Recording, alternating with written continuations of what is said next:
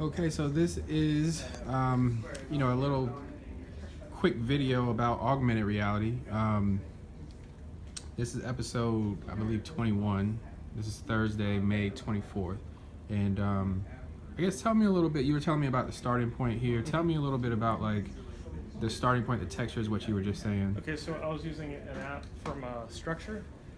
So basically it uses the camera that's attached to here to basically create a point cloud around, I'm forgetting what this is called.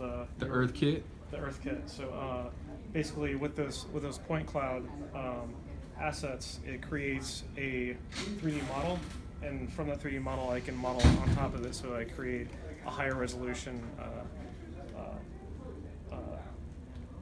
game object to basically showcase this to like the quality that we're looking for to put on either an e-commerce app or Snapchat for people to. I was just gonna say, so how is this very similar to what is on Snap? Like when I see filters or I see they're called lenses. Lenses, okay. So or at least on Snapchat, that's their branding term is lenses. So it could be either front facing, or like you associate something to someone's face. Some of the experiences where they like open their eyebrows up, or like raise their eyebrows or open their mouth, and something changes. Or you could do front facing, where you can tap on a surface and you'll see some type of experience. In this case, it would just be showcasing one-to-one scale of your product for potential buyers to experience and be like, hey, where can I get that? 100%. Yeah. And so I know your background, you're an art director. How'd you even get into this? Like, because this is like some pretty experienced stuff. You have to be really experienced to do this. Like, how did you get here today? So I actually, I graduated from the Art Institute of Pittsburgh with a bachelor's in game art design. And from there, the housing market crash happened, so there weren't that many jobs available. So I joined the Navy, and I was a mass communication specialist. So I did video and photography, web design, magazine layouts. And from there, I left active duty in 2016, and Ario, Joe Weaver, CEO of Ario, actually saw that I have the degree, that I have the military experience, and that I also was learning UI design for Homes.com, which is also another company in downtown Norfolk. And from there, I started working with AR, so I'm back in the game industry, doing what I love. Tell me about some of the clients you help. Like, talk about some. I know you guys are working with some big time customers. Like, give me an overview. Well, so our early adopters, so to speak, for our augmented reality product is IoT, industrial Internet of Things, space. So like companies like Emerson or what have you. But currently we're in a accelerator called Plug and Play, and from there we're hoping to get VC funding. That way we can scale and actually like incorporate our Modi AR experience for multiple platforms, as well as creating 3D experiences for like Hamilton Perkins, for a company called Paraton, which they create operating systems for satellite dishes, and other automotive experiences. Using our Modi platform, basically, we're hoping to leverage that for industrial spaces. And I'm jumping around a little bit, and I'm just curious. Like, what was your earliest memory of like gaming, or like what was like the first thing that got you hooked? That you're like, man, this is rad. Like, I gotta do this. Like, I want to create this, because everyone doesn't like necessarily just have an experience and then like actually act on it or do something. And like, what was yours?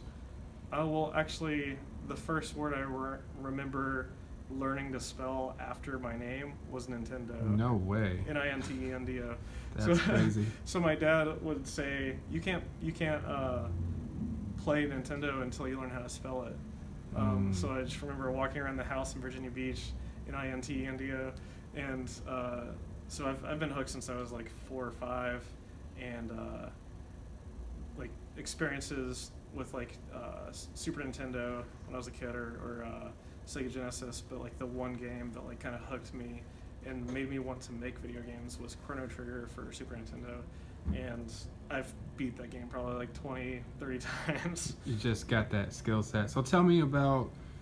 Okay, so I had another question. Like I say, I'm jumping all over the place. Do you have any thoughts on like, because I played NBA Jam and like College Slam. I mean, yeah, you know, like I played Madden, I played like kind of those type of games, but like I would have never guessed like Twitch would be so big and like just, you know, Yeah. all like just the scale of gaming. Like, do you have any thoughts on just like where we are now? Did you see it going in this direction, or like did you always like envision it being like this crazy that you could like you make a living literally doing this stuff, or like how do you think about it? Okay, so I actually signed up to go to school for computer animation because growing up I was like, oh, I love Disney. I would have loved to work for Disney.